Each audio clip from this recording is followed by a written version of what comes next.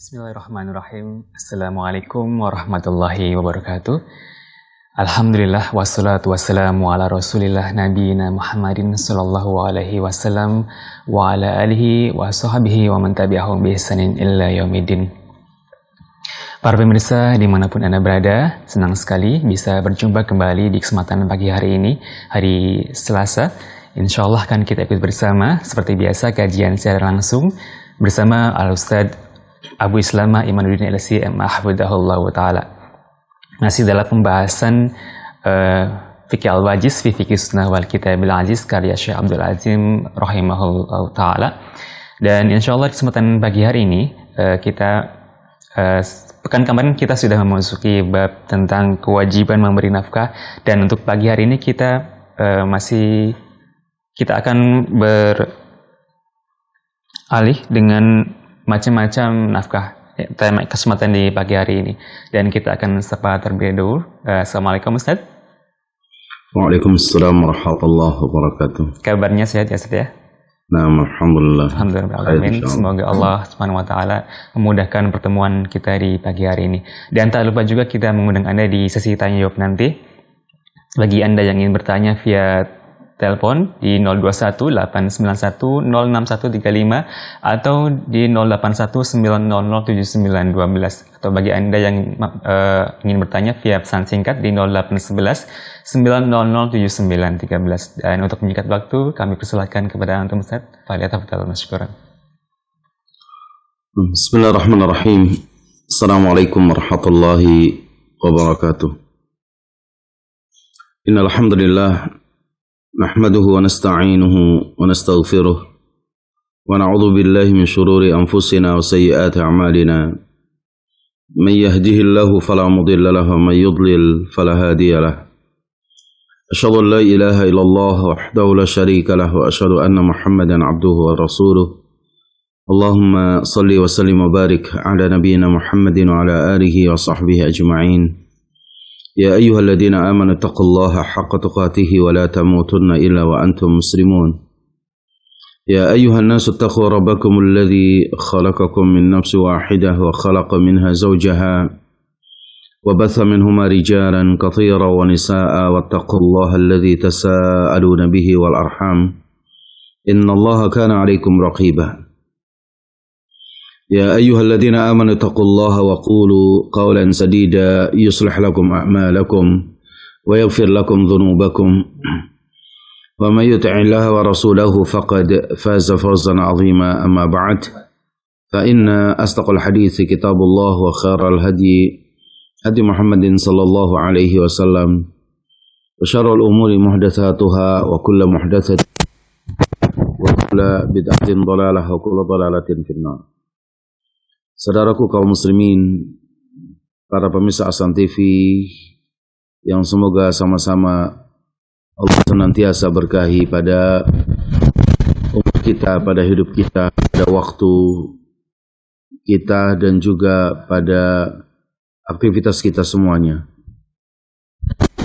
Salawat kita, salam kita sampaikan untuk Nabi yang mulia Muhammad sallallahu alaihi wasallam, pada keluarga beliau dan juga sahabat-sahabatnya, yang semoga kita semuanya kelak kita mendapatkan syafaat dan pertolongan Allah Jalla wa'ala melalui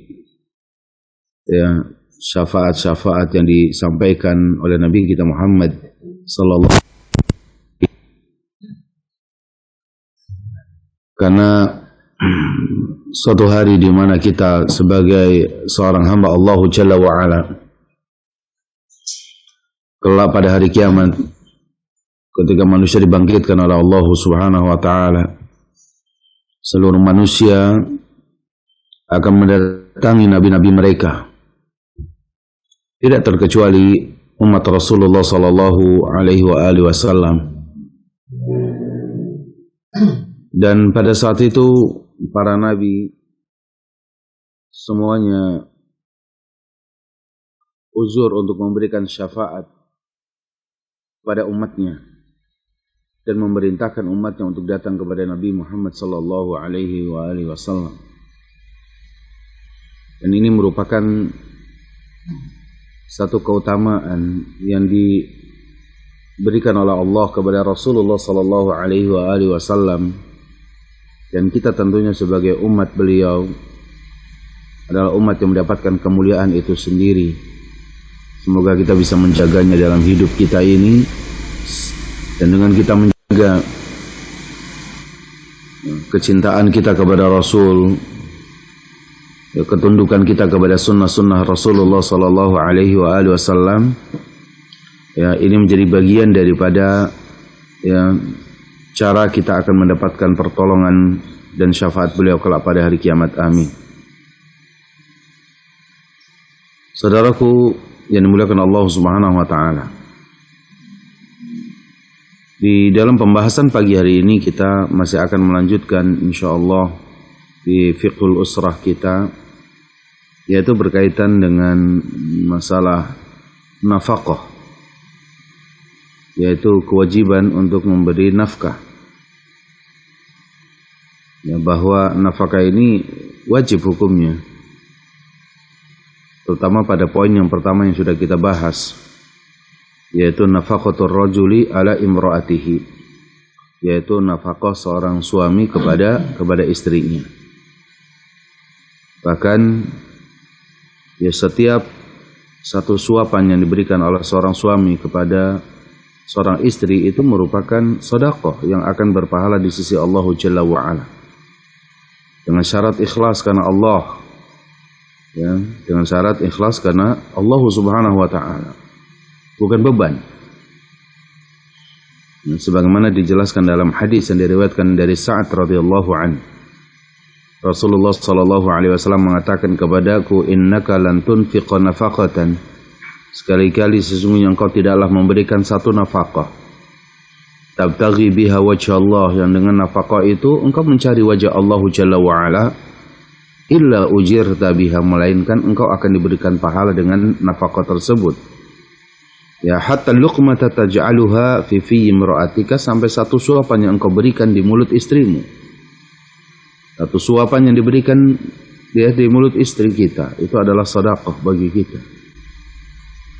Ya, untuk itu seorang suami yang baik, ya, seorang suami yang bertanggung jawab, maka tentunya dia tidak akan menyia-nyiakan kesempatan yang Allah berikan untuk memberikan nafkah semampu yang bisa dia lakukan. Dia punya satu keinginan, punya satu cinta, ya, yang mesti dia berikan kepada istrinya. Karena itu adalah bagian daripada kebaikan yang ia berikan untuk dirinya sendiri. Maknanya bahwa seorang suami yang tidak memberikan nafkah kepada istrinya, sama saja dia tidak mencintai pada dirinya sendiri. Karena hakikat yang nafkah yang kita berikan kepada seorang istri itu adalah sedekah kita juga. Bagaimana kemudian dia akan menyayangi orang lain apabila dia sendiri tidak mampu menyayangi diri sendiri?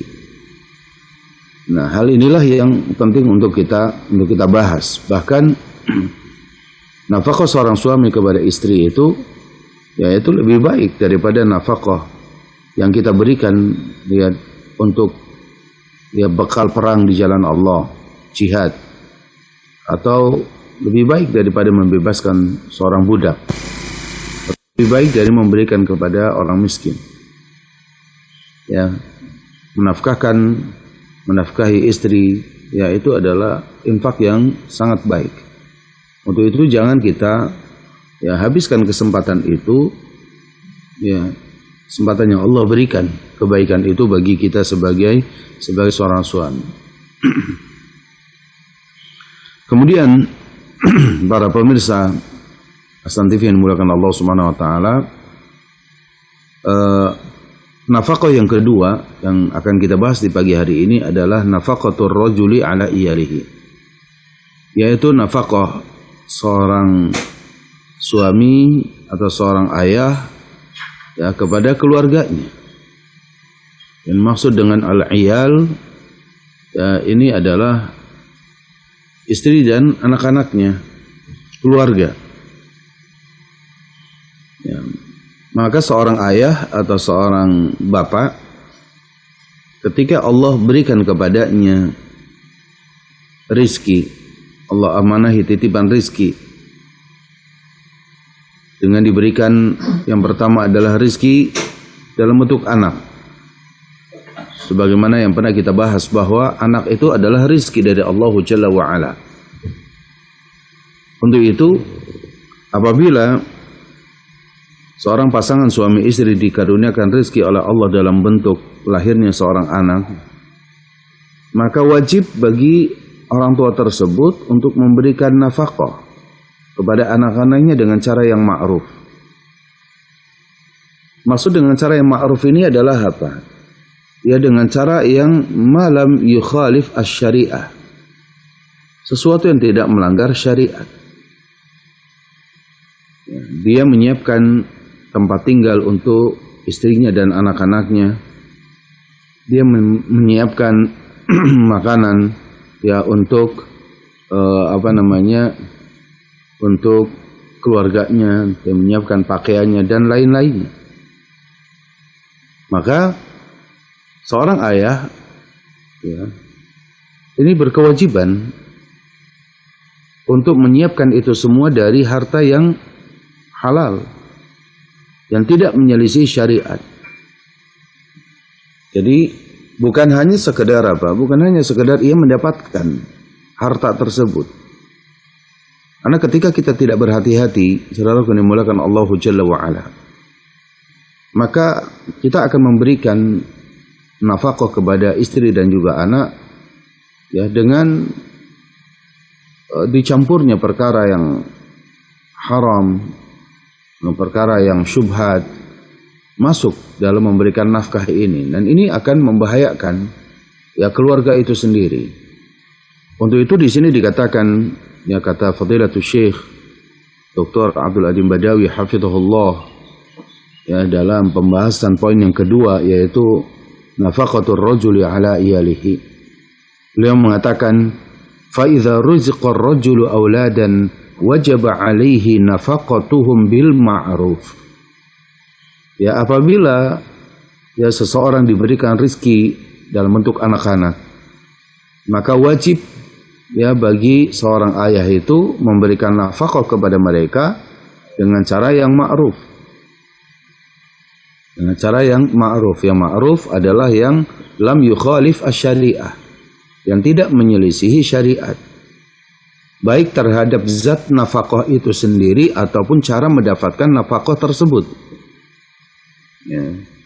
Cara untuk mendapatkan nafkah itu dengan cara yang halal, bekerja di tempat yang halal, cara mendapatkannya juga halal, tidak dengan menipu, tidak berjudi, tidak riba, tidak perkara-perkara yang diharamkan dalam syariat. Nanti kemudian membelanjakannya juga pada perkara yang halal. Ya. Karena bisa saja terjadi pada diri kita cara mendapatkan harta itu betul itu halal, tapi kemudian kita memberikan nafkah kepada istri dan anak itu dengan apa? Dengan ya makanan yang haram atau dengan sesuatu yang haram ya. Atau kebalikannya, perkara atau zat dari sesuatu yang kita nafkahkan itu halal, tapi cara mendapatkannya itu dengan cara yang haram, misalkan dengan jalan yang menyelisih menyelisih syariat. Maka ini perkara yang tidak diperbolehkan. Dalil kewajiban seorang ayah memberikan nafkah kepada keluarganya itu kepada anak-anaknya ada surah An-Nisa ayat 5. Ketika Allah Subhanahu wa taala sampaikan kepada kita, wala tu'tus sufaha'a amwalakum allati ja'alallahu lakum qiyama warzuquhum fiha waksuhum wa qulu lahum qawlan ma'rufa. Kata Allah Jalla wa ala, jangan kalian ya berikan harta itu kepada mereka, anak-anak yang masih belum mampu mengelola hartanya. Ya jangan sampai kemudian kita memberikan harta kepada anak-anak kita yang mereka sendiri belum akil baligh, ya dia belum bisa mengurusi harta La tu'tu sufaha amwalakum allati ja'alallahu lakum qiyama. Itu harta di mana harta itu ya bisa untuk ya menjaga kehidupan mereka. Tapi jangan diberikan kepada mereka itu ketika mereka belum mampu untuk mengelolanya. Ya, belum mampu untuk mengaturnya, karena itu bisa disalah ya gunakan. Itu bisa kemudian harta tersebut meskipun halal lalu dibelanjakan oleh anak-anak kita yang belum ya berakal atau belum mampu mengelola, maka dia akan dikendalikan oleh hawa nafsunya. Lalu kemudian kata Allah warzuquhum ya fiha, dengan harta yang ada pada diri kita itu yang Allah amanahkan kepada kita, ya berikanlah perhatian nafkah kepada mereka. Makanannya, ya, tempat tinggalnya dan lain-lainnya. Waksuhum, dan berikan pakaian kepada mereka. Wa qulu lahum qawlan ma'rufa, dan sampaikanlah kepada mereka perkataan, yaitu dengan perkataan yang baik. Artinya didik dengan baik. Kalau kita dapati pada ayat ini, saudara yang dimulakan Allah Jalla wa'ala, bahwa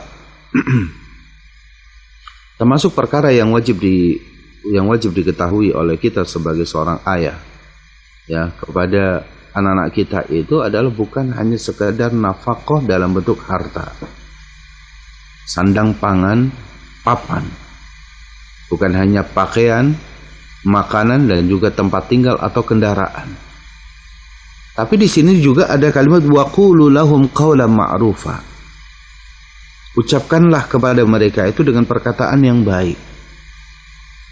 Maka menjadi kewajiban seorang ayah juga ikut serta dalam memberikan pendidikan yang baik kepada anak-anaknya. Mengarahkan, membimbing, menasehati, langsung atau tidak langsung. Memberikan tarbiyah Islamiyah, ya, mustahdafah. Pendidikan Islam yang terarah. Ya. Ila solahihi fil hayat, kepada kesolehannya dalam menjaga kehidupan ini. Bukan hanya sekedar mengarahkan seorang anak untuk cerdas, pintar, tidak demikian. Tapi ya ila solahi wal falah, yaitu kepada kesolehan dan kepada kesuksesan. Ya. Kesolehan harus didahulukan daripada kesuksesannya. Dia soleh, kalaupun kemudian dari perkara dunia biasa-biasa saja, ada nilai lebih. Tapi kalau dia tidak soleh, maka harta yang dimiliki oleh dia, jabatan yang dia miliki oleh anak kita itu bisa saja menjadi bumerang bagi kehidupannya.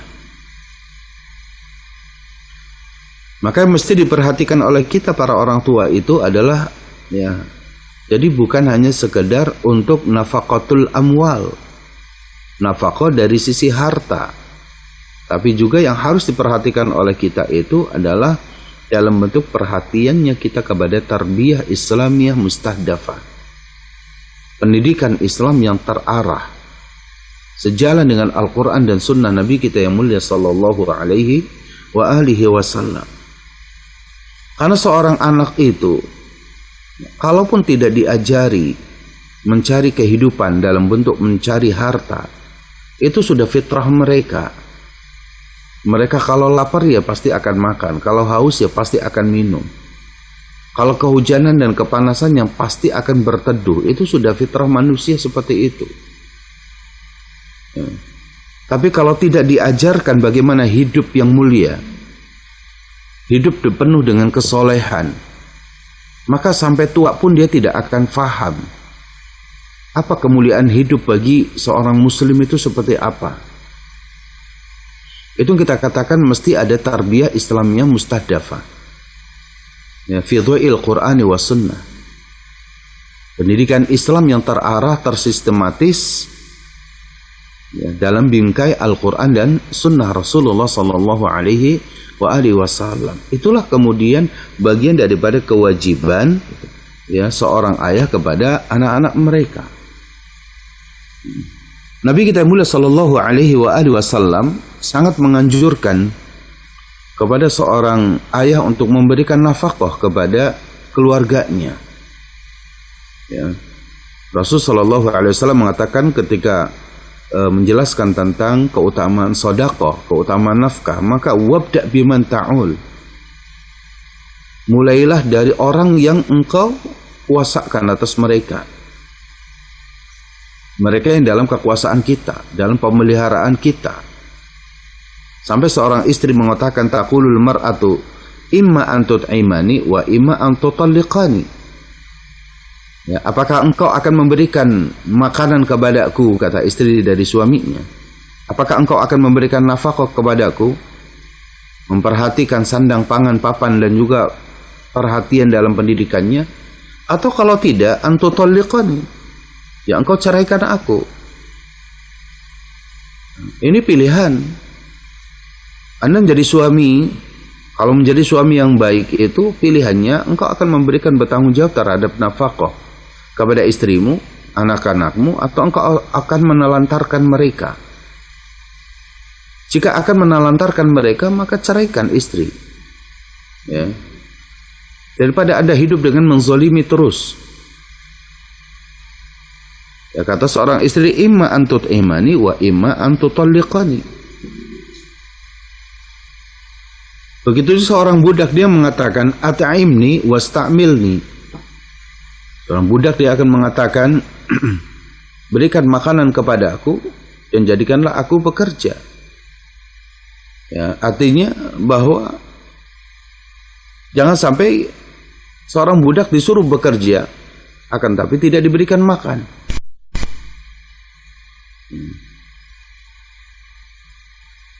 Atau seorang anak akan mengatakan wa yaqulul ibnu at'imni ila man tada'uni.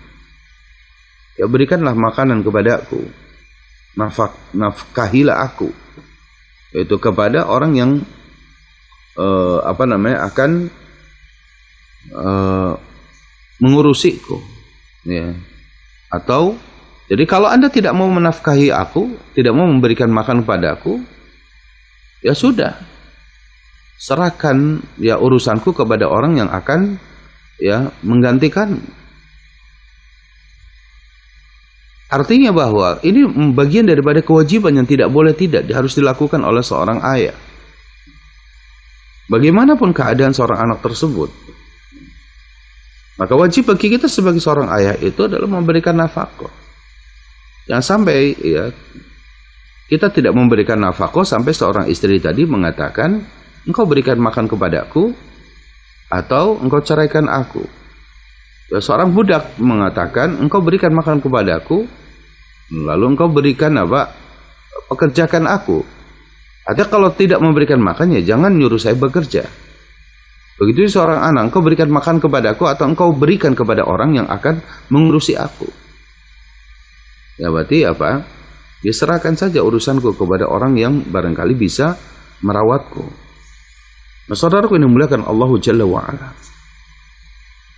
Sehingga ketika kita menjadi seorang ayah, menjadi seorang bapak terhadap anak-anak kita, ini yang mesti diperhatikan oleh kita semuanya. Ya. Dalam hadis Thauban radhiyallahu an Rasul mengatakan, afdalu dinarin yunfiquhu ar-rajul dinarun yunfiquhu ala iyalihi.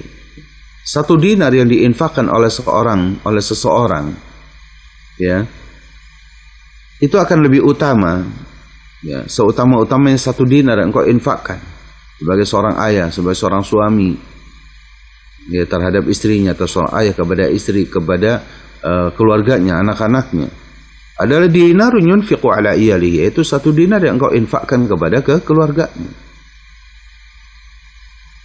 Nah, perkara inilah yang harus diperhatikan oleh kita, saudara yang dimuliakan Allah Jalla wa'ala. Jangan sampai kemudian kita senang dengan kemalasan kita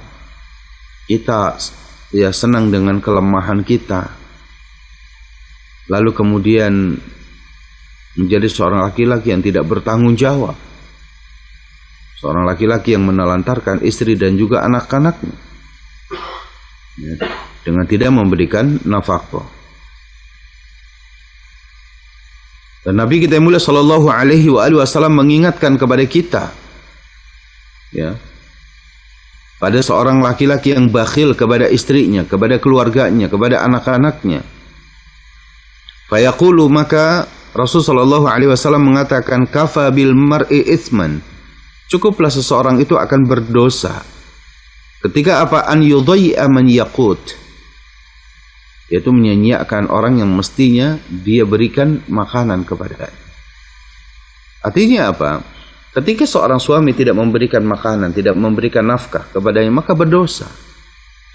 Tidak memberikan tempat tinggal yang layak, tidak memberikan pakaian yang layak untuk dia kenakan, makanan yang layak untuk dia makan, maka dia berdosa. Ya.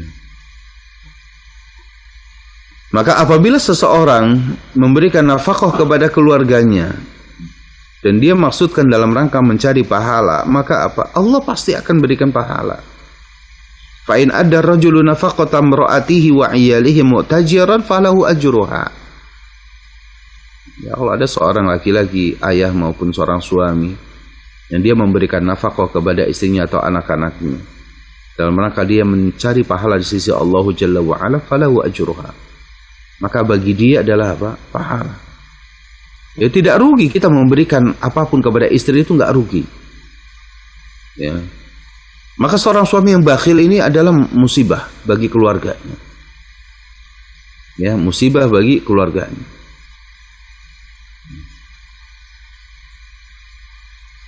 Bahkan dalam fikih, ya, berdasarkan hadis Rasulullah SAW, seorang istri boleh kok mengambil, ya, harta suaminya yang bakhil. Dia mampu, suaminya ini mampu, tapi dia bakhil. Dan hidup seorang istri dengan anak-anaknya itu serba kekurangan karena kebakhilan suaminya. Maka apa? Seorang istri boleh mengambil harta suaminya, ya, tanpa seizin suaminya, jika memang suaminya ini bakhil dan nafkah yang dia berikan itu sangat kurang.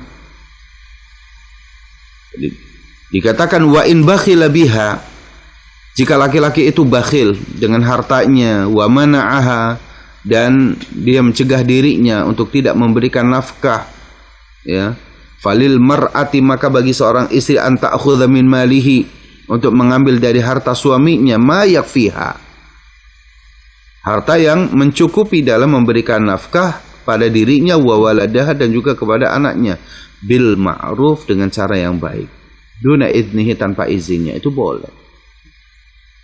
Boleh. Seorang suami misalkan, ya, padahal dia tahu bahwa suaminya ini dia uangnya banyak, dari penghasilan bulanannya, gajinya itu sebenarnya cukup, tapi tidak diberikan, ya, kecukupan kepada istrinya. Apalagi di zaman sekarang ini misalkan, bagaimana kemudian kita dapati ada seorang suami memberikan nafkah kepada seorang istri dan anak 500.000 untuk 1 bulan. Dihitung dari matematika orang yang cerdas di dunia pun itu sulit untuk dibahas, ya. Dan itu nggak perlu kita diskusikan. 500.000 per bulan itu sudah dengan berasnya, kemudian lauknya, gasnya, ya, dan lain-lain. Ini nggak bakalan cukup. Nah, ketika suami ini mampu, bisa memberikan sampai, ya, misalkan 2 juta, 3 juta, 4 juta, memang sesuatu yang mencukupi secara primer, kebutuhan primernya bagi istri dan anak-anaknya. Kalau dia mampu tapi dia tidak memberikan, ya, pada tingkat kepatutan saja, bukan kelayakan, patut saja, itu tidak, maka seorang istri boleh mengambil harta suami yang ma yakfiha, ya, sesuatu yang mencukupinya. Dalilnya adalah hadis yang diriwayatkan dari Aisyah radhiyallahu anha. Qalat, ia mengatakan, dakhalat Hindu bintu Utbah imra'atu Abi Sufyan ala Rasulillah sallallahu alaihi wasallam. Ya, berkunjung kepada Rasul seorang wanita bernama Hindun binti Utbah, istri daripada Abu Sufyan. Faqalat, ya, Hindun ini mengatakan, ya Rasulullah, duhai Rasulullah, anna Aba Sufyana rajulun syahih. Bahwasanya suamiku bernama Abu Sufyan ini adalah seorang laki-laki yang bakhil. La yu'tini minan nafaqati ma yakfini wa yakfi baniya. Tidaklah ia memberikan kepadaku dari nafkah yang bisa mencukupi aku dan juga mencukupi anakku. Illa kecuali ma akhadtu min malihi bighairi ilmi, kecuali ya harta yang aku ambil dari kantongnya suami tanpa seizinnya, barulah bisa mencukupi. Tapi pertanyaannya itu adalah apa, kata Hindun ini? Fahal alayya min dzalika min junahin, apakah saya berdosa dengan melakukan hal itu? Suami saya ini bakhil. Dia memberikan nafkah itu sama sekali jauh dari kepatutan. Tidak cukup. Saya akan mencukupkan nafkah ini jika ya nafkah yang primer ini bisa mencukupi kalau saya ambil dari harta suami itu tanpa seizinnya, tanpa sepengetahuannya. Apakah saya berdosa? Zaman dahulu seorang istri, seorang wanita, dia cinta kepada ilmu, bertanya. Ya, kalau seorang saat ini kadang-kadang juga banyak seorang ummahat yang merasa bahwa harta suami adalah harta miliknya dia. Ya, ini yang kemarin pada pembahasan pekan lalu mungkin saya salah menjawab. Ya, bagaimana ketika ada seorang suami, ya, dia sudah mencukupi kebutuhan istrinya, lebih dari cukup, dia telah mencukupi. Lalu suami ini punya, ya, masih ada kelebihan. Dia menafkahi orang tuanya yang orang tuanya yang dalam keadaan kesulitan atau kekurangan. Lalu seorang suami ini memberikan nafkah kepada siapa? Kepada orang tuanya sendiri tanpa seizin istrinya. Boleh atau enggak? Boleh. Ya, bahkan tidak perlu izin. Ada kewajiban seorang suami harus izin terlebih dahulu kepada istrinya untuk membelanjakan hartanya. Selama apa? Selama dia tidak, ya, membiarkan, tidak menelantarkan istrinya. Istrinya cukupi dia makanannya, tempat tinggalnya, ya, kemudian pakaiannya, dan yang lain masih ada kelebihan. Ya, bahkan sebelum itu pun berikan kepada, ya, seorang ibu atau orang tua. Ini tentunya perkara yang mulia. Ya, perkara yang mulia.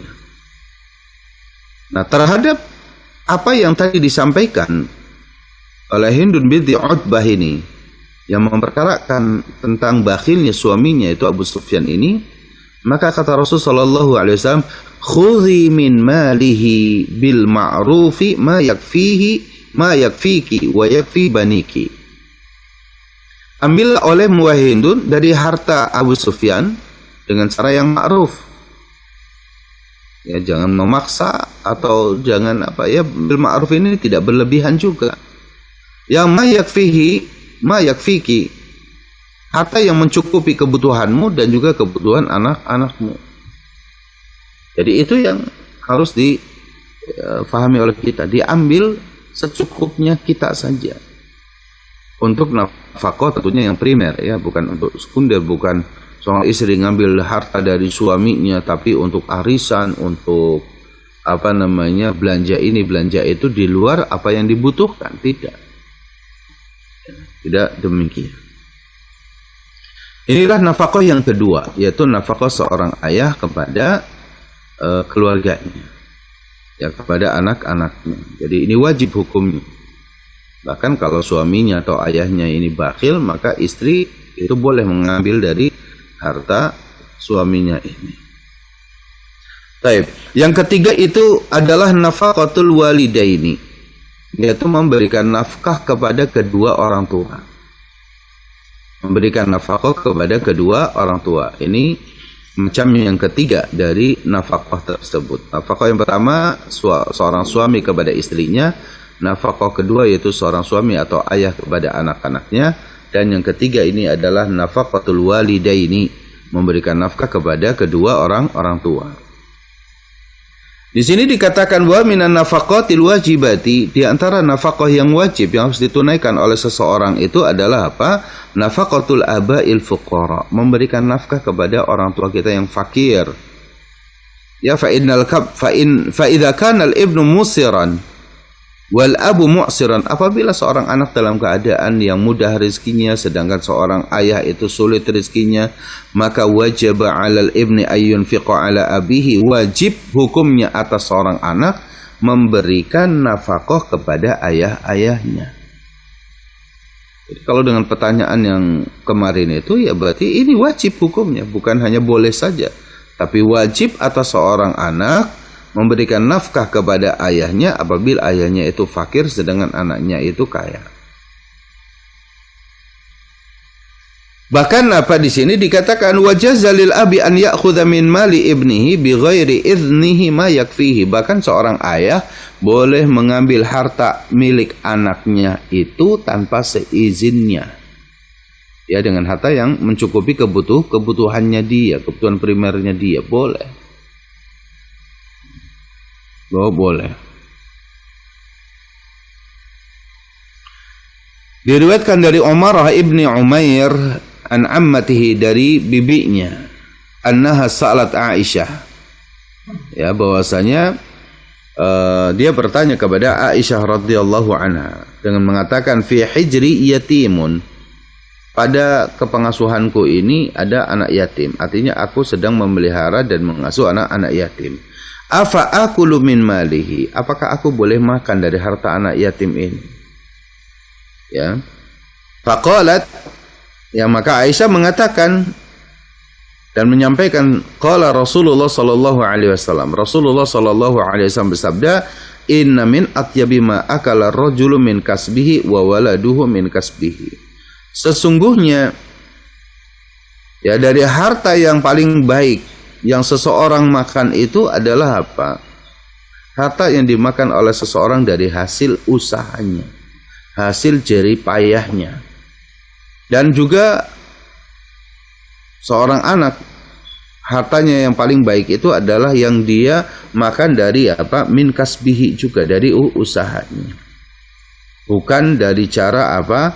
Ya, menggabungkan atau mengambil harta anak yatim ya untuk dia apa? Untuk dia ikut makan di dalamnya.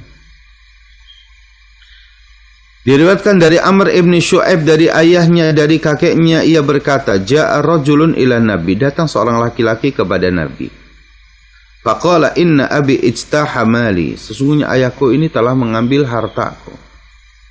Seorang anak ini dia mengatakan sesungguhnya ayahku telah mengambil hartaku.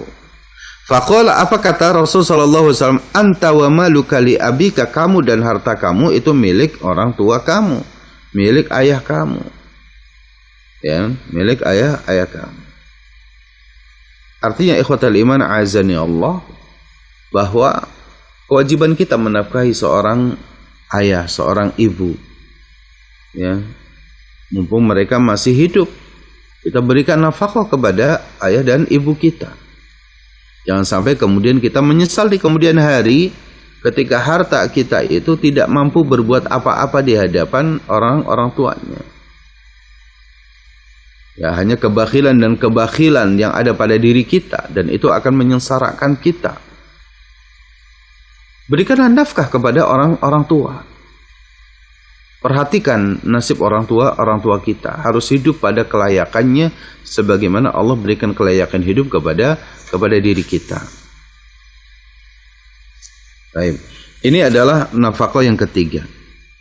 Nafkah yang keempat itu adalah nafaqatul aqrabin al-muhtajin, yaitu memberikan nafkah kepada kerabat dekat yang sangat membutuhkan. Allah katakan dalam surah Al-Isra ayat 26, wa atidzal qurba haqqahu. Berikanlah kepada kerabat dekatmu itu haknya, wal miskin, dan orang miskin, wabnas sabil, dan ibnu as-sabil. Allah perintahkan wa atidzal qurba haqqahu. Dan berikanlah ya pada kerabat yang dekat itu haknya. Kerabat dekat ya ini adalah posisi yang juga mesti diperhatikan oleh kita. Setelah kita memperhatikan istri kita, anak kita, orang tua kita, setelah itu pada kerabat dekat kita, paman kita, bibi kita, keponakan, sepupu, mesti diperhatikan oleh kita. Ya. Dan Allah dalam surah Ar-Rum ayat 38 pun mengatakan, fa'ati dzal qurba haqqahu wal miskina wabnas sabil. Dzalika khairul lil ladzina yuriduna wajha Allah wa ulaika humul muflihun. Artinya berikanlah kepada kerabat dekatmu itu haknya, juga kepada orang miskin, juga kepada ibnu sabil. Yang demikian itu ya khairun lil ladzina yuriduna wajha Allah. Itu merupakan satu kebaikan bagi orang yang mengharapkan wajah Allah Jalla wa Ala. Wa ulaika humul muflihun, dan mereka itu adalah orang-orang yang sukses, orang-orang yang beruntung. Orang memperhatikan nasib siapa? Bukan nasib istrinya saja, nasib anaknya, ayahnya, tapi juga nasib kerabat dekatnya. Dia memberikan kebaikan kepada orang yang ada di sekitarnya, bukan hanya ayah saja, bukan hanya ibu saja, bukan hanya kepada bukan hanya kepada anak-anaknya, tapi juga berikan kepada siapa? Ya, berikan kepada kerabat dekatnya. Meluas lagi, lebih luas lagi kita berikan perhatian kepada mereka. Ya. Maka kemudian di sini ya Rasul Shallallahu Alaihi Wasallam yang menjelaskan ya kepada kita. Rasul pernah berkhutbah di hadapan para sahabat di Madinah. Ya, yadul mu'til ulya wabda biman ta'ul ummaka wa abaka wa ukhtaka wa akhaka summa adanaka adana. Ya, seorang tangan pemberi itu ya, yang dia akan mendapatkan keutamaan, akan diberikan kemuliaan oleh Allah Jalla wa Ala, itu ketika memberikan nafkah kepada siapa yang lebih dahulu, ya, yang harus diberikan olehnya itu pertama adalah ibunya, ya, kemudian bapaknya, kemudian saudara perempuannya, saudara laki-lakinya, lalu kemudian yang lain dan yang lain. Ya. Nah ini mesti difahami oleh kita bahwa penuhi nafkah kita kepada istri kita, kepada anak kita, lalu kepada orang tua kita, ya berikan. Atau secara berbarengan kalau memang kita sama, ya, uang kita atau rezeki kita yang Allah berikan terbuka, maka berikan perhatian kepada mereka. Allah katakan yas'alunaka madza yunfiqun dalam surah Al-Baqarah ayat 215. Mereka bertanya, ya, artinya kepada siapa mereka mesti memberikan nafkah. Maka Allah katakan qul ma anfaqtum min khairin, katakan wahai Muhammad bahwa apa yang kalian nafkahkan, ya, dan itu akan membuahkan kebaikan dari Allah Jalla wa'ala. Nafkah yang kita berikan falil walidaini, kepada kedua orang tua, wal aqrabin, kepada kerabat dekat, wal yatama, kepada anak yatim, wal masakin, kepada orang-orang miskin, wabnis sabil, dan kepada ibnu sabil. Ya, artinya di sini bahwa nafkah yang kita berikan kepada keluarga kita, istri dan anak-anak, kemudian kepada orang tua, kepada kerabat dekat, kepada yatim, kepada miskin, kemudian kepada ibnu sabil. Nah, dari sinilah saudaraku yang dimulakan Allah Subhanahu wa taala, banyak sekali ayat maupun hadis-hadis Rasul sallallahu alaihi wasallam yang menjelaskan kepada kita tentang kewajiban kita untuk memberikan nafkah, ya, kewajiban kita untuk memberikan nafkah. Nah, dari sinilah kalau kita dapati saudaraku yang dimuliakan Allah Subhanahu wa taala, ya, insyaallah nafkah ini adalah perkara yang penting untuk dibahas oleh kita, dan insyaallah di 3 poin inilah nafkah yang bisa kita sampaikan, dan kita akan perluas kembali dalam sesi bersoal dan jawab. Ya, semoga yang sedikit ini memberikan manfaat, ya, untuk kita agar bisa memperluas kepada apa yang kita sampaikan. Maka insyaallah ya sampai pada poin yang keempat, nafaqatul aqrabin al-muhtajin. Ya, semoga hal ini jadi pencerahan bagi kita semua. Hadanallahu wa iyyakum ajma'in. Wa sallallahu ala nabiyina Muhammadin wa akhiru da'wana alhamdulillahi rabbil alamin. Ya, kita kembalikan ke studio, tafadhol. Baik, para pemirsa dimanapun Anda berada, telah selesai sudah di sesi materi kesempatan pagi hari ini bersama Al-Ustadz Abu Islama Imanuddin NC Hafidhahullah wa ta'ala. Dari pembahasan Fikih Al-Wajiz, Fikih Sunnah wal Kitabil Aziz, karya Abdul Azim Al-Badawi rahimahullah wa ta'ala. Dan tibalah saatnya untuk pertanyaan jawab. Bagi Anda yang ingin bertanya, silakan di 021 891 06135 atau di 0811 900 7912. Dan bagi Anda yang ingin bertanya via pesan singkat di 0811 900 7913. Dan sambil menunggu pertanyaan dari telepon yang masuk, kita akan bacakan dari pesan singkat Ustadz dari hamba Allah. Ustadz, apakah memberi nafkah kepada orang tua angkat itu termasuk kewajiban karena mereka tidak mempunyai anak dan termasuk orang yang fakir? Alhamdulillah, wassalatu wassalamu ala rasulillah wa ala alihi wa sahbihi wa mawalah, la hawla wa la quwata illa billah, amma ba'd. Ya, nafkah kepada orang tua angkat. Ya, sebenarnya ini nama orang tua angkat atau apa itu ada pada kita ya. Ini bagian daripada sebuah tradisi barangkali. Tentunya bahwa al jazaul ihsan ilal ihsan. Tidak ada kebaikan kecuali kita mesti membalasnya juga akan dengan kebaikan juga. Ya, bahwa orang yang sudah memperhatikan kita, orang yang sudah mengayomi kita, ya maka tentunya kita juga punya kewajiban untuk memberikan ya kebaikan yang Allah amanahkan kepada kita untuk dia. Jadi apakah itu sebagai orang tua angkat, apakah itu tetangga, apakah itu yang lain, maka ya kita kalau memang dia fakir, dia miskin, maka menjadi kewajiban bagi kita. Terlebih orang tersebut itu adalah orang yang sudah punya jasa kepada kita. Ya, dia yang telah mengayomi kita, telah memberikan perhatian kepada kita semasa kita kecil misalkan. Lalu kemudian pada saat ini dia dalam keadaan kekurangan, maka yang menjadi kewajiban bagi kita. Pertama, ya kewajiban di sini ada hakul qorobah, karena ada kekerabatan. Ya, kekerabatan dia sebagai orang yang punya perhatian kepada kita, maka itu wajib bagi kita memberikan perhatian kepadanya. Ya, jadi jangan sia-siakan orang yang pernah berbuat baik kepada kita. Al jazaul ihsan illal ihsan. Ya, Allah taala a'la wa a'lam. Baik. Terima kasih atas jawabannya Ustadz. Ada telepon yang masuk. Halo. Assalamualaikum. Waalaikumsalam warahmatullahi wabarakatuh. Dengan siapa di mana Pak? Dari Andi di Sumatera Utara.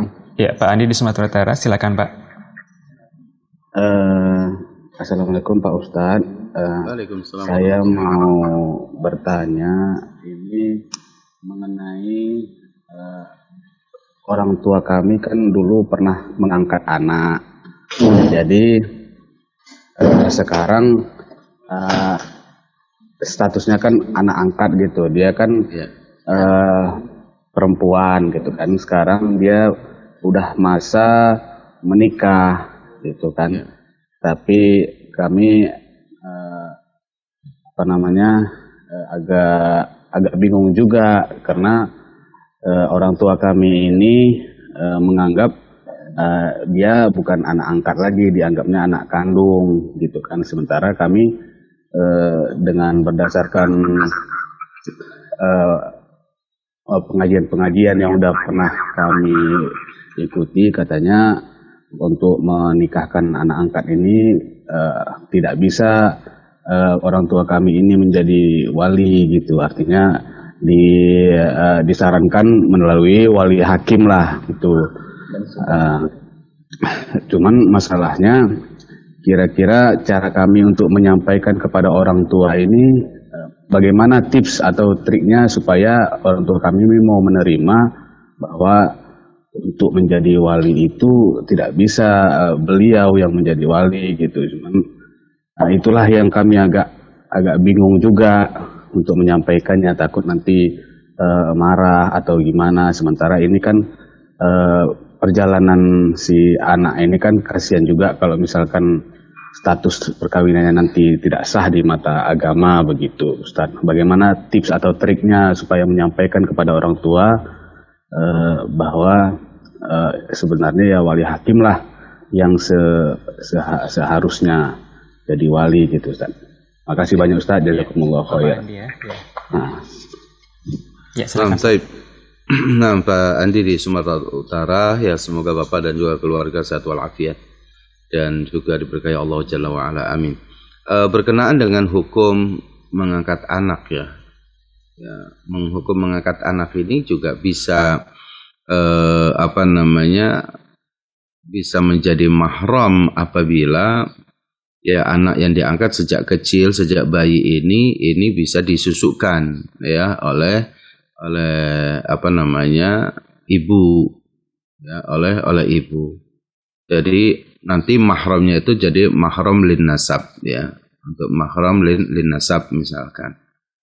Nah, ini kalau memang misalkan dia dari sisi kemahraman terlebih dahulu seperti itu gitu. Jadi mahram lirrodoah seperti mahramnya lin nasab. Karena susuan itu menjadi mahram, jadi seperti mahram karena nasab. Berkaitan poin yang pertama itu. Poin yang kedua, memang tidak boleh bagi kita menasabkan anak orang lain ini, yang kita sudah angkat anak ini itu dengan kita, itu nggak boleh, hukumnya haram. Ya, menasabkan anak yang bukan dari anak kita, dinasabkan kepada kita sebagai orang tua angkatnya, ini hukumnya tidak boleh. Tetap dia harus berikan nasabnya kepada yang berhak, yaitu ayahnya, yaitu ayah kandungnya. Yang ketiga, jika memang ayah kandungnya masih ada, ya, jika ayah kandungnya ini masih ada, maka yang paling berhak untuk menjadi wali dalam hal ini itu adalah ayah kandungnya. Atau kalau tidak ada, ya memang pamannya. Atau kalau tidak ada, ya memang saudaranya yang laki-laki. Atau kakak adiknya, ya, kakaknya laki-laki atau adiknya yang laki-laki yang sudah baligh, maka dia boleh menjadi walinya dalam pernikahannya. Kalau tidak ada wali, maka tetap tidak jatuh kepada ayah angkatnya, kepada orang tua angkatnya, tapi ini tetap harus menjadi wali hakim. Nah, bagaimana cara menyampaikan kepada orang tua kita ini? Maka tetap sampaikan hujjah kita bahwa seorang anak bagaimanapun ya, in ummahatuhum illallai waladnahum. Ibu-ibu mereka itu adalah yang melahirkan. Sedangkan anak perempuan ini bukan lahir dari rahim kita, maka tetap bagaimanapun Islam mengajarkan kepada kita bahwa anak ini tetap harus dinasabkan kepada orang tuanya. Dan kita, ya insya Allah sampaikan kepadanya, kita tidak akan berkurang sedikit pun pahala dari kebaikan yang pernah kita berikan kepada si anak ini. Insya Allah ya, ayahnya tetap dapat kebaikan, ibunya juga dapat kebaikan, dapat pahala. Ya, tapi jangan sampai kemudian kita berharap pahala, lalu kemudian dosa yang kita dapati karena mengaku-ngaku dia sebagai anak kandung atau dianggap sebagai anak kandungnya. Dalam satu sisi kita pengen dapat pahala, tapi dalam satu sisi kita melakukan sebuah dosa. Ini mesti diperhatikan atau disampaikan dengan penuh kehati-hatian kepada orang tua tersebut. Ya, jadi apakah orang tua kita ingin berharap pahala itu dari anak yang selama ini diangkat oleh kita, pahalanya akan terus ada? Kalau memang iya, maka kembalikan kepada pemahaman fikih. Mungkin tanyakanlah kepada atau ajaklah ya orang tua dan ibu kita itu ke seorang ustadz di tempat tersebut untuk bisa menyampaikan hal tersebut. Atau sesekali mungkin caranya kita datangkan ustadz tersebut ya kepada kita di rumah kita, ya diajak ustadz tersebut ke rumah kita, lalu kemudian di situ kita bisa bersoal dan jawab, ya bersoal dan jawab. Atau mungkin kita bisa titip amanah pesan pertanyaan ya kepada ustadz yang memang selama ini itu sering didengar oleh bapak atau oleh ibu kita. Kan biasanya ada, misalnya ibu kita sering mendengarkan atau ayah kita mendengarkan kajian ustadz fulan misalnya. Kita bisa bertanya kepada ustadz fulan tersebut, ya bagaimana hukum masalah ini. Ya lalu itulah yang kemudian disampaikan kepada orang tua kita. Sehingga orang tua nanti lebih yakin lagi karena ini yang menyampaikannya adalah ustadz yang memang yang selama ini ilmunya banyak diambil oleh orang tua kita. Ya tidak selalu harus kita yang menyampaikan, tapi bisa juga kita menyampaikannya melalui orang yang cukup memiliki pengaruh secara ilmu ya kepada orang tua kita. Itu biasanya akan lebih efektif ya jika kita harus menjelaskan panjang lebar dari kita yang berakibat mungkin orang tua jadi merasa tersakiti atau dan lain-lain. Ya, demikian Bapak ya, wallahu taala a'la wa a'lam. Nah, jazakallah khairan Ustaz atas jawabannya untuk Bapak Andi yang berada di Sumatera. Ada lagi penelpon yang masuk. Halo. Halo, Assalamualaikum. Waalaikumsalam. Dengan siapa? Pak Tony dari Jember. Oh, Pak Tony dari Jember ya. Ya, silakan. Kan kemarin itu teman kakak saya meminjam buku milik kakak saya kepada saya. Karena kakak saya itu masih bekerja jauh. Nah, saya kasih izin Ustaz. Setelah saya kasih izin, beberapa hari kemudian, orang tersebut tidak mengembalikan buku tersebut kepada saya, Ustaz. Nah, saya mengganti buku milik kakak saya dengan cara membeli lagi buku tersebut tanpa menagih buku tersebut dari peminjamnya. Apakah saya tetap berdosa, Ustaz? Ya, cukup. Pak Tani? Boleh saya bertanya? Iya, silakan. Apakah seorang anak yang melakukan dosa besar sebelum itu telah tercatat sebagai dosa besar terhadap anak tersebut? Ya, bisa diulangi untuk coba pertanyaan yang kedua? Iya. Apakah seorang anak yang melakukan dosa sebelum balik dosa besar itu, Ustaz? Iya. Apakah dosa tersebut telah tercatat kepada seorang anak tersebut?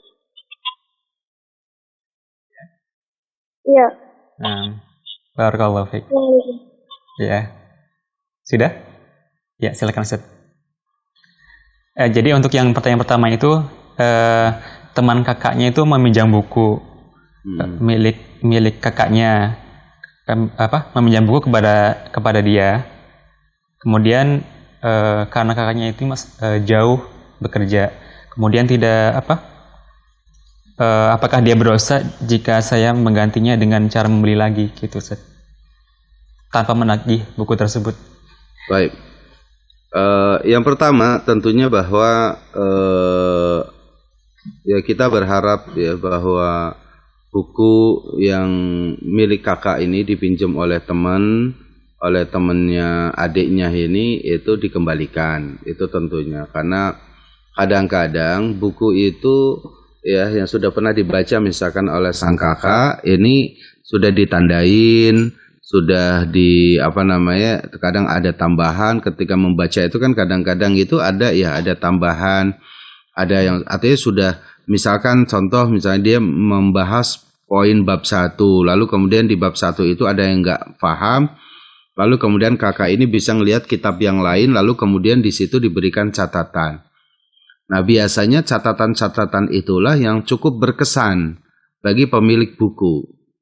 Jadi bukan hanya pada masalah bukunya saja, tapi terkadang catatan-catatan itu juga sangat penting. Ketika buku itu dipinjam lalu kemudian tidak kembali, meskipun diganti dengan buku yang baru gitu ya, maka itu tetap ya harus izin terlebih dahulu kepada kakak. Ya, kakak ini harus tahu, sampaikan kepadanya, Kak, bahwa bukunya kakak yang judulnya ini dipinjam sama teman saya. Teman saya entah kemana ya, saya tagih belum kembali bukunya. Apakah kakak berkenan buku ini diganti dengan buku yang baru gitu ya? Tetap harus izin karena takutnya ada catatan-catatan tertentu. Kalau kemudian kata kakak ini, oh ya sudah, tidak mengapa gitu ya, ganti aja kalau gitu dengan buku yang baru. Maka bismillah, belikan buku yang baru, lalu kemudian berikan kepada kakak kita. Insya Allah kita berpahala, gitu ya. Dan kemudian tetap kita ya semoga dengan buku yang dipinjam itu ya, kalaupun memang misalkan dengan niat mau dihadiahkan, kalau ketemu dihadiahkan atas nama kakak kita dan atas nama kita, maka kita semua insya Allah berpahala ya. Demikian, jadi tetap awalnya harus izin terlebih dahulu dan kita minta maaf karena itu sebuah kesalahan yang kita perbuat kepada kakak kita gitu ya. Demikian, itu yang harus dijaga oleh kita. Baik, kemudian yang kedua, tadi pertanyaan Pak tentang besar Ustaz. Dosa besar apakah sudah tercatat begitu kurang lebihnya? Ya, begini.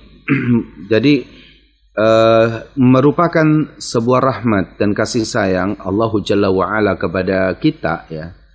Apabila kita punya niat untuk berbuat baik, apabila seorang muslim baru niat dia berbuat baik ya, maka kemudian niat itu sudah langsung diberikan satu pahala kebaikan untuk kita.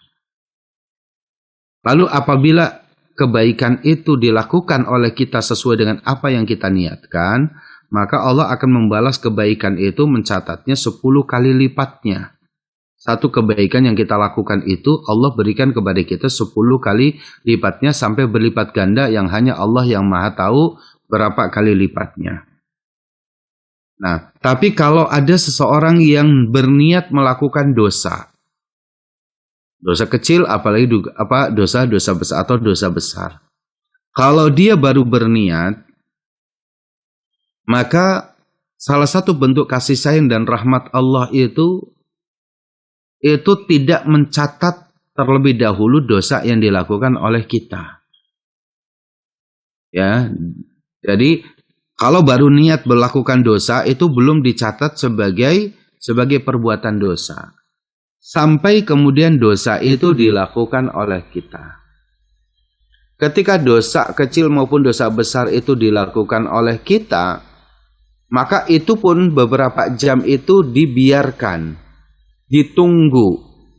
Tidak langsung dicatat sebagai satu keburukan, tidak langsung dicatat sebagai satu dosa, ditunggu oleh malaikat.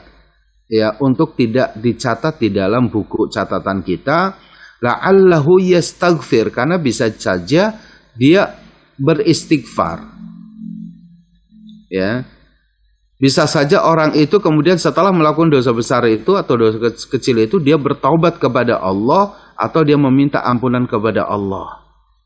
Maka itu tidak dicatat terlebih dahulu, tapi sudah selang beberapa jam tidak istighfar, tidak bertobat kepada Allah Jalla wa'ala, ya maka barulah kemudian dicatat sebagai satu perbuatan dosa. Ya, jadi itu bagaimana para malaikat mencatat amal buruk kita. Ya, jadi ditunggu terlebih dahulu apabila perbuatan buruk itu dilakukan oleh kita, ditunggu terlebih dahulu apakah kita beristighfar atau kita bertobat atau tidak. Kalau tidak beristighfar dan tidak bertobat, maka barulah dicatat sebagai suatu keburukan atau sebagai satu dosa kepada kita. Ya, taib, demikian. Ya. Ya, terima kasih Ustaz atas jawabannya untuk Mas Fatwani yang berada di Jember, dan sekali lagi kami himbau kepada para pemirsa dimanapun Anda berada agar pertanyaan disesuaikan dengan tema kesempatan pagi hari ini. Kemudian Ustaz ada pertanyaan dari WhatsApp. Ini melanjutkan tentang anak angkat ya Ustaz ya. Apakah anak angkat ini termasuk rezeki dari Allah juga Ustaz? Ya.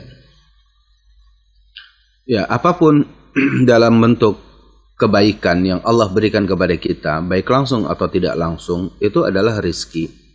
Anak kandung, kalaupun dia tidak baik, kepada orang tua itu bukan juga rizki bagi orang tuanya, itu ujian ataupun musibah. Seperti anaknya Nabi Nuh alaihi salam, ya tentunya anak Nabi Nuh yang ingkar kepada ayahnya seorang nabi, yang dia melawan ayahnya, dakwanya, ya tentunya bahwa anaknya Nabi Nuh ini bukan rizki bagi Nabi Nuh, tapi sebagai musibah, ya sebagai ujian. Dan kebalikannya, seorang guru punya murid yang muridnya itu soleh, salehah, mendoakan gurunya, ya maka itu bisa menjadi rizki.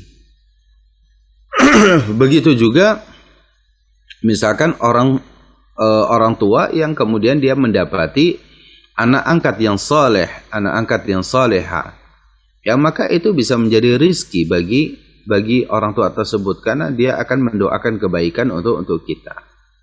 Ya, jadi tidak dilihat sebagai anak angkat atau anak kandung. Ya, anak kandung itu kalau ya dia durhaka kepada Allah, durhaka kepada Rasul, durhaka kepada orang tua, ya itu bukan rizki, tapi itu adalah ujian. Kalau masih hidup dia ujian bagi kita, yang kita tetap berusaha untuk mendakwahinya. Kalau sudah terjadi dan itu menjadi musibah bagi kita, ya kita perbanyak istighfar dan kemudian kita berdoa kepada Allah, ya berlepas diri dari keburukan-keburukan yang dia lakukan.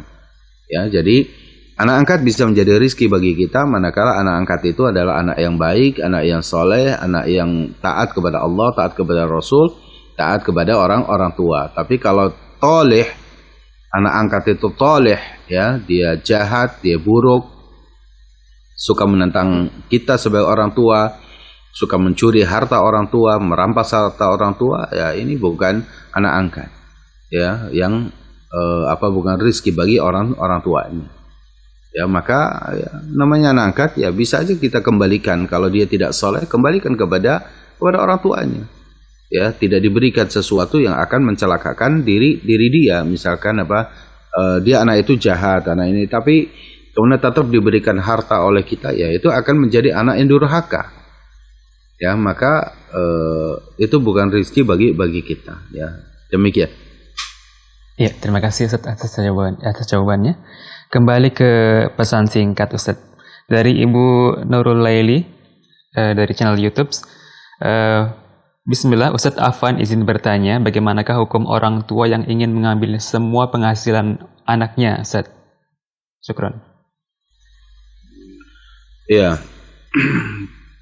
Berdasarkan tadi hadis Rasul memang anta wa maluka li abik, bahwa kamu dan harta kamu milik orang tua kamu, itu ya, ini memang hukum asalnya boleh seperti itu. Tapi tentunya bahwa orang tua juga ya ini memberikan perhatian kepada anak, ya bahwa jangan sampai kemudian kebutuhan anak itu terbengkalai gitu ya. Jadi misalkan contoh, apalagi misalnya dia anak perempuan, dia punya kebutuhan yang pribadi, ya lalu kemudian kebutuhan itu ya tidak terpenuhi karena penghasilan anaknya diambil semuanya oleh orang tuanya misalkan. Nah ini ketika sampai jatuh kepada sikap menelantarkan anak, maka orang tua pun durhaka kepada anak. Orang tua itu bisa dihukumi dia berdosa ketika menelantarkan kebutuhan dari anak-anaknya. Ya. Nah, artinya di sini orang tua juga harus bijak. Ya, orang tua harus bijak bahwa ya penghasilan anak betul itu ada kewajiban seorang anak untuk memperhatikan orang tuanya, tapi juga harus diperhatikan kebutuhan anaknya, karena anak itu juga dia punya hak, misalkan dia untuk untuk makan atau jajan misalkan untuk sendiri, atau mungkin kebutuhan yang sifatnya kadang-kadang luput dari perhatian orang tua, maka seorang anak itu punya hak di situ. Kecuali memang orang tua tetap memperhatikan itu. Penghasilan anak silakan diberikan kepada orang tua, lalu kemudian kita minta orang tua untuk memberikan apa yang kita butuhkan. Misalkan seorang anak ya bergaji nominal A gitu, misalkan nominalnya 100 ya, lalu kemudian berikan kepada orang tua, ini gaji saya gitu, tapi saya perlu segini dan segini untuk ini dan untuk ini. Ya, maka diberikan kepadanya, tapi kemudian kita juga minta kepada orang tua tersebut, maka itu juga boleh dilakukan hal demikian. Ya, Allah Ta'ala a'lam. Nah, jazakallah khairan Ustaz atas jawaban untuk Ibu Nurul. Dan masih di WhatsApp, Ustaz mohon pencerahannya bagaimana mana yang lebih dulu saya berikan nafkah, apakah kepada orang tua kandung atau mertua, sementara kondisi ekonomi mertua saya tidak lebih beruntung daripada ekonomi orang tua saya. Dari Ibnu Kemal di Cikarang. Ya,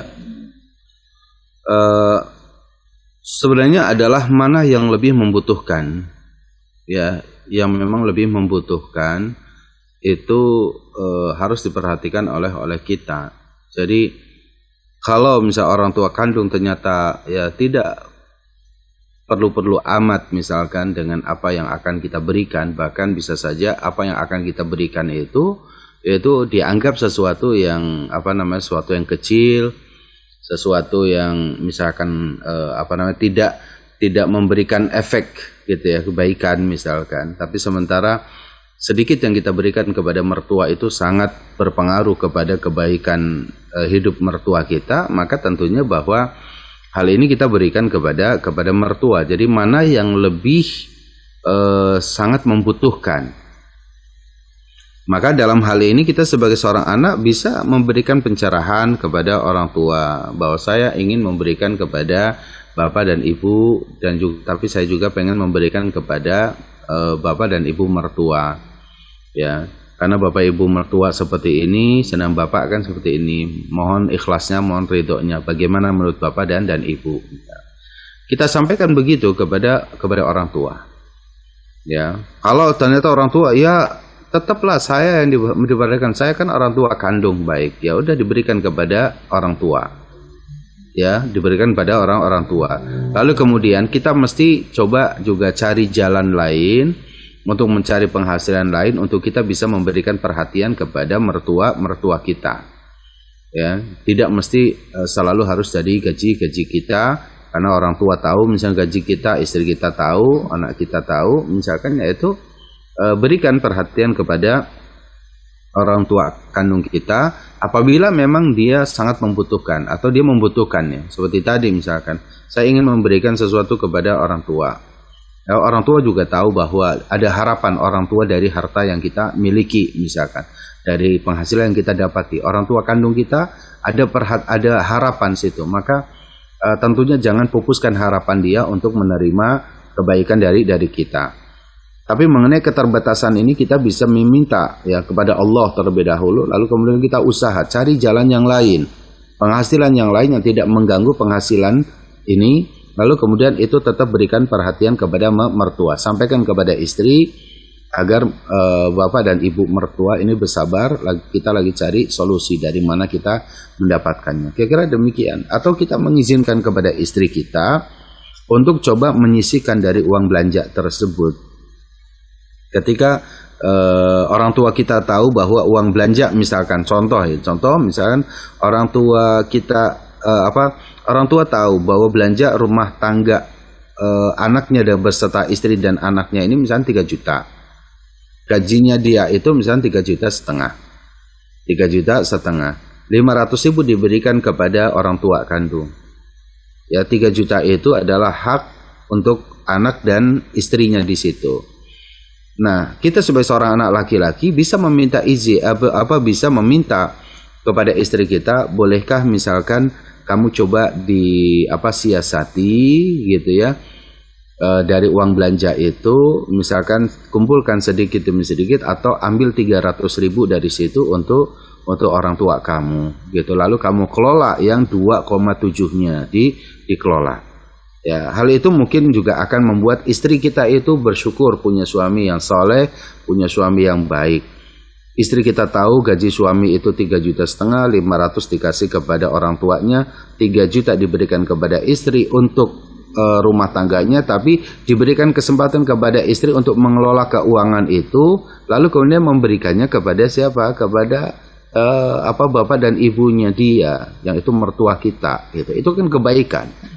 Ya, kebaikan. Jadi banyak cara yang bisa kita lakukan sehingga orang tua ridho, kemudian istri kita juga di dalam rumah itu baik. Karena gini, kita akan sulit dalam menjalani rumah tangga antara istri kita yang suruh taat kepada kita sebagai seorang suami, sementara suami memperhatikan kebutuhan orang tuanya dia, sedangkan orang tua istri itu tetap pada kesulitannya. Ya, pada kesulitannya. Ya, nah ini kan juga akan mengurangi keharmonisan dalam rumah tangga tersebut. Ini yang harus dipahami oleh seorang suami. Yang harus diingat bahwa kita para suami itu mengambil istri kita itu dari rumah orang tua. Ya, istri ini kan sudah besar. Tidak pernah kita mensuapi dia sejak kecilnya. Tidak pernah kita memberikan makanan dan minuman, menyekolahkan, membiayai sekolah dari TK-nya, SD-nya, sanawiyahnya, aliyahnya, gitu ya, tiba-tiba atau kuliahnya, tiba-tiba setelah masa menikah diambil oleh kita sebagai laki-laki, lalu kemudian orang tua tidak mendapati kebaikan, orang mertua kita tidak mendapati kebaikan apa-apa dari kita. Itu juga satu hal yang barangkali banyak seorang laki-laki itu menyakiti orang tua dari istri, menyakiti para mertuanya. Ya. Nah, ini juga harus difahami oleh kita bahwa orang mertua itu juga bagian daripada orang tua kita yang tetap mesti mendapatkan kebaikan dari kita. Ya, demikian. Allah taala a'lam. Ya, demikian jawaban untuk Bapak Ibnu Kamal di Cikarang, semoga dapat dipahami. Dan sambil menunggu telepon yang masuk, kami bacakan dari pesan WhatsApp, Ustaz. Apakah suami berdosa jika tidak dapat memberikan nafkah ke istri sesuai dengan urf di daerahnya? Artinya tidak sebanyak yang sesuai dengan urf atau kebiasaannya. Ya, selama itu dilakukan sesuai dengan kemampuan. Ya, sesuai dengan kemampuan. Ya, tidak selalu berbicara tentang urf ya. Jadi kalau dalam masalah nafkah ini tidak sesuai dengan urfnya, tapi adalah berbicara tentang kebutuhan dan kemaslahatan. Ya, kalau berbicara tentang uruf nanti agak sulit. Ya, misalkan contoh gitu ya. Contoh ya, kita tinggal di perumahan yang di situ ya. Misalkan untuk pembantunya saja itu sebulan rata-rata di rumah tersebut yang membantu rumah itu misalkan 2 juta. Penghasilan suami cuma 3 juta. Untuk pembantunya aja 2 juta gitu. Ya, nanti kemudian berapa kita untuk memberikan nafkah kepada istri kan gitu. Tentunya uruf antara di masyarakat sini berbeda-beda. Jadi kita tidak berlaku kepada perhatian kepada al-urufnya, apalagi sampai menimbang-nimbang dengan gaji UMR misalkan gitu ya. Ya tidak seperti itu. Ya, artinya sesuai kebutuhan dan kemaslahatan. Ya, sesuai kebutuhan dan kemaslahatan. Sekira suami yang penting dia bekerja sesuai dengan koridor syar'i, tidak keluar dari syar'i, lalu kemudian dia dari penghasilan memberikan nafkah kepada istrinya semampu yang dia bisa lakukan, lalu berharap kepada Allah ya kebaikan dan kecukupannya, karena yang mencukupkan hati kita ini kan Allahu Jalla wa Ala. Ya, banyak orang misalkan seorang istri diberikan nafkah ya 20, 30 sampai 50 juta per bulan, kalau hatinya tidak merasa dicukupkan, ya tidak akan pernah cukup. Sementara barangkali ada seorang istri yang hidup dengan suami berpenghasilan pas-pasan 2 juta, 3 juta, lalu kemudian dikelola dengan baik, ya maka itu bisa saja jauh lebih bahagia daripada yang istrinya diberikan nafkah 20 sampai 30 juta. Jadi soal masalah nafkah ini ada bukan soal uruf ya, tapi saya melihatnya itu dari sini itu adalah dia soal kebutuhan dan kemaslahatan. Apa yang diperlukan, lalu kemaslahatannya di mana? Ya, kebutuhannya seperti apa, kemaslahatannya seperti apa? Ya, kalau sampai kemudian di luar kemaslahatan, maka sebanyak apapun itu akan menjadi mafsadat, akan menjadi kerusakan dalam rumah tangga kita. Ya, jadi inilah yang harus dibangun, satu kebersamaan dalam sebuah rumah tangga gitu ya. Itu kemaslahatannya seperti apa. Jadi jangan juga menuntut kepada suami yang kemudian suami sudah bekerja ya dari pagi sampai sorenya, lalu kemudian penghasilannya tidak mencukupi, lalu suami suruh bekerja sampai malam harinya, suruh lembur, suruh apa segala macam, sehingga hak-hak agama banyak terlantarkan. Ya, hak-hak agama banyak terlantarkan karena tuntutan-tuntutan istri misalkan. Ini jangan sampai terjadi seperti itu. Ya, kalau kita lihat kehidupan para ulama itu kan dalam kitab-kitab yang ada, kita dapati zuhud, qanaah, merasa cukup. Ya, hidup merasa cukup itu bukan miskin, gitu.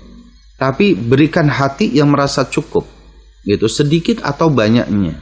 Ada ungkapan, ya orang lain ini ungkapan ini benar atau salahnya gitu ya, tapi bisa kita fahami bahwa kasir qalilun yakfi kasir yantahi misalkan. Ya, ada satu ungkapan, qalilun yakfi kasir yantahi.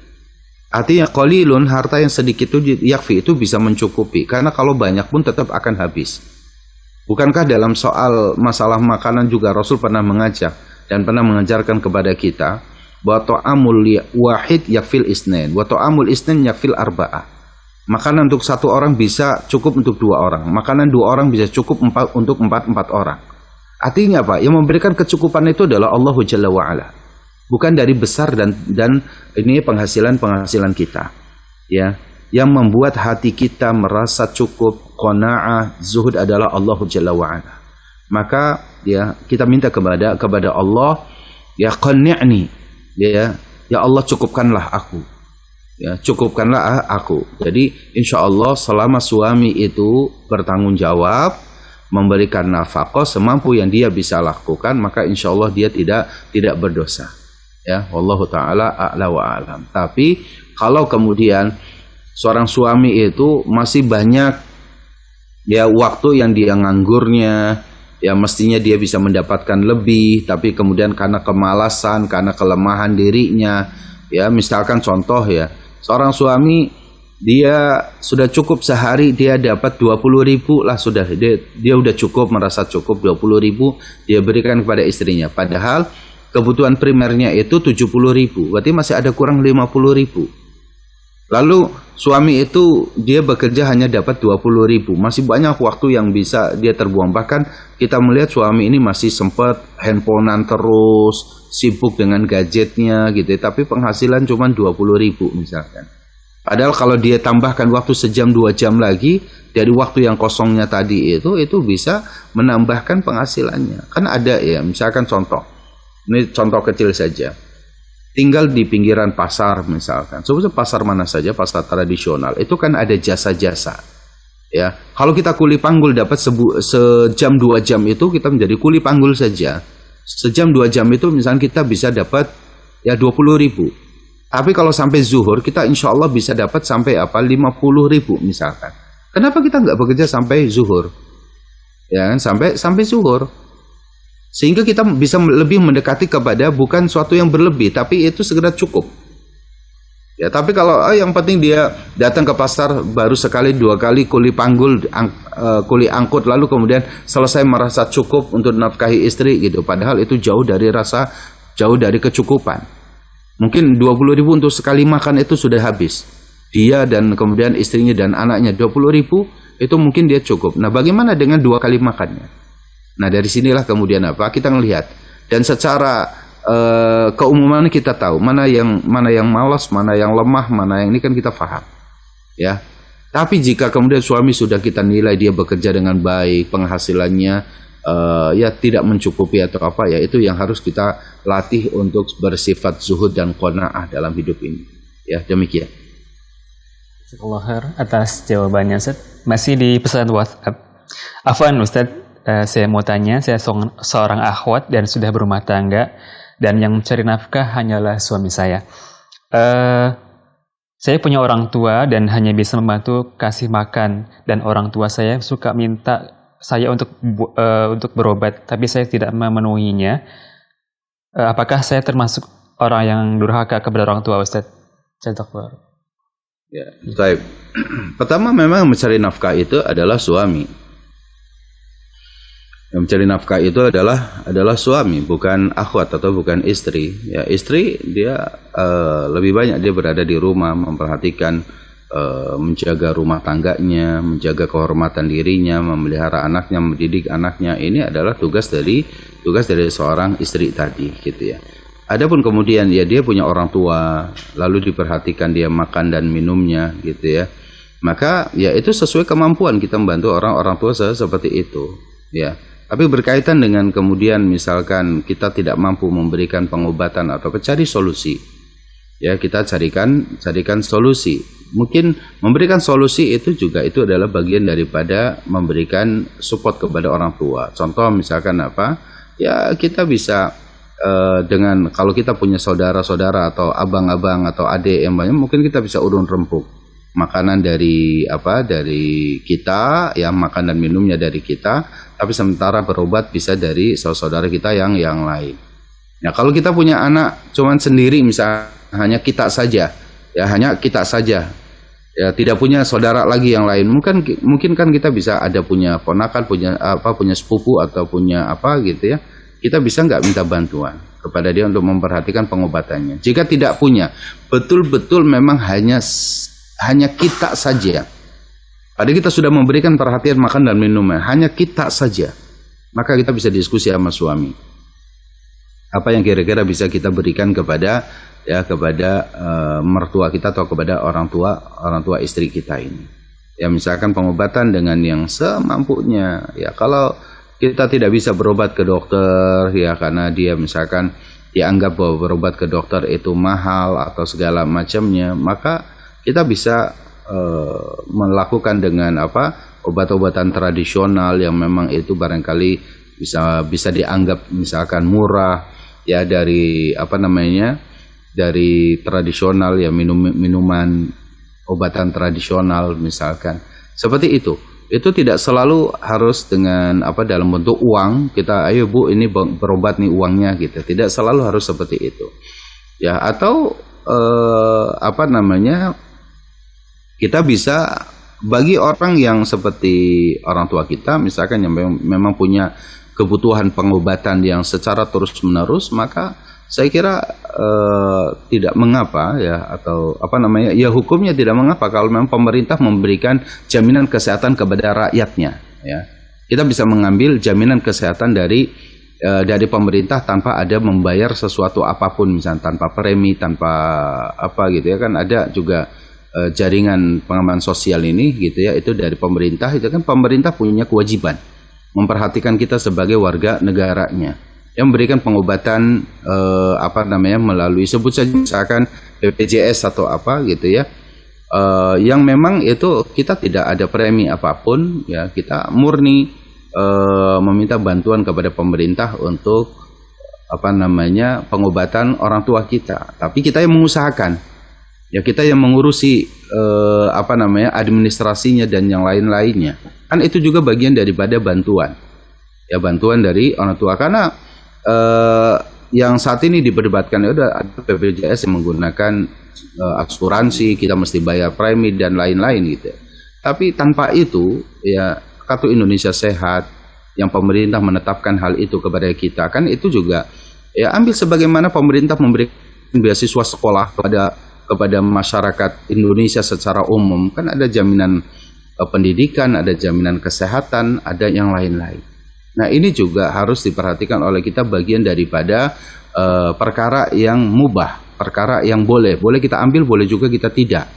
Ya dari pemerintah ini, ya tidak semua apa yang diberikan pemerintah itu tidak boleh dimanfaatkan oleh kita. Ya, pemerintah memberikan jalan, ya jalan itu juga dibuat oleh pemerintah dengan entah dana pinjaman dari luar negeri, entah itu dari pajak dan yang lainnya. Kita pun melewati jalan tersebut, kan sama seperti itu. Artinya boleh kita, apa sih yang diberikan pemerintah kepada rakyat ini, bagian daripada kewajiban. Yang itu kalau tidak diberikan oleh pemerintah, itu pemerintah akan diminta pertanggungjawaban di hadapan Allah Jalla wa'ala, telah menelantarkan rakyatnya dan yang lainnya. Lalu kemudian pemerintah memberikan bantuan pendidikan, ada beasiswa, atau misalnya sekarang itu kewajiban sekolah gratis misalkan, dari tingkat SD gratis, SMP gratis, kewajiban 9 tahun belajar itu dengan gratis. Kenapa itu tidak dimanfaatkan oleh kita misalkan, gitu ya? Itu salah satu contoh. Itu kan pendidikan. Mungkin di jaminan kesehatan pemerintah juga Bu bisa diambil. Yang barangkali kita hati-hati adalah manakala kita ada suatu yang syubhat di dalamnya, kita mesti bayar premi, kita mesti ini. Nah, itu yang harus barangkali hati-hati dalam hal ini. Jadi coba perhatikan kepada orang tua kita itu kemaslahatan dalam masalah ini. Ya, adapun misalkan tadi makan dan minumnya sudah diberikan oleh kita, alhamdulillah ini menjadi kebaikan. Dan tidak berdosa ketika kita memiliki keterbatasan tidak membantu dari semua sisi, termasuk dalam soal pengobatan. Cari jalan yang lain yang kita bisa juga memperhatikan tanpa membebani suami misalkan. Sama-sama diskusikan sama suami tanpa membebani suami harus ngelembur setiap malam karena untuk memberikan pengobatan ini dan ini yang lain. Sementara dari pemerintah memberikan kesempatan kepada kita. Ya, demikian. Allah Ta'ala ala wa a'lam. Baik, jazakallah khairan atas jawabannya, dan pertanyaan tadi sekaligus sebagai pertanyaan terakhir. Sebelum kita tutup acara kita, mungkin ada faedah-faedah yang bisa antum sampaikan kepada para pemirsa yang sedang menyimak di kesempatan pagi hari ini, Ustaz. Baik, saudaraku para pemirsa Ahsan TV yang dimuliakan Allah Jalla wa Ala, bahwa Islam adalah agama yang sangat memperhatikan kemaslahatan dan pemeliharaan orang tua kita, istri kita, anak-anak kita, kerabat dekat kita. Ini adalah bagian daripada kebaikan. Dan disinilah cara Allah Subhanahu wa Ta'ala untuk menambahi catatan amal kebaikan kepada kita. Jangan pernah merasa hal ini menjadi beban bagi kita sehingga terasa berat. Karena kita tahu bahwa kalau sesuatu dianggap beban, maka beban itu akan selalu berat. Tapi kalau segala sesuatu dianggap bahwa ini adalah bagian dari cara kita meraih kebaikan yang Allah berikan kepada kita, insya Allah segalanya akan diberikan kemudahan oleh Allah Jalla wa'ala. Mintalah berbagai macam kemudahan-kemudahan dari Allah, lalu kemudian kita berusaha ya semaksimal mungkin untuk mewujudkan apa yang kita inginkan. Ya, hanya diperhatikan jangan sampai kita melanggar syariat Allah Subhanahu wa Ta'ala. Demikian para jamaah kaum muslimin yang dimuliakan Allah Subhanahu wa Ta'ala, para pemirsa Ahsan TV dimanapun antum berada, ya semoga hal ini menjadi perhatian bagi kita bersama. Aqulu qouli hadza wa astaghfirullah li wa lakum. Assalamualaikum warahmatullahi wabarakatuh. Waalaikumsalam warahmatullahi wabarakatuh. Demikian para pemirsa dimanapun Anda berada, telah selesai sudah kajian pagi kesempatan pagi hari ini dari pembahasan Kitab Al-Wajiz fi Fiqh Sunnah wal Kitab Bil Aziz karya Syekh Abdul Azim Al-Badawi rahimahullah ta'ala. Kami ucapkan syukran jazakallah khairan atas kepada Ustaz atas waktu luangnya untuk mengisi materi di kesempatan pagi hari ini. Barakallahu fiik. Dan kepada para pemirsa juga kami ucapkan jazakumullah khairan wa barakallahu fikum atas partisipasi Anda untuk bertanya di line telepon maupun di pesan singkat. Dan kami mohon maaf atas kekurangannya. Kami tutup acara kita dengan kafaratul majelis. Subhanakallahumma wa bihamdika asyhadu an la ilaha illa anta astaghfiruka wa atubu ilaik. Assalamualaikum warahmatullahi wabarakatuh.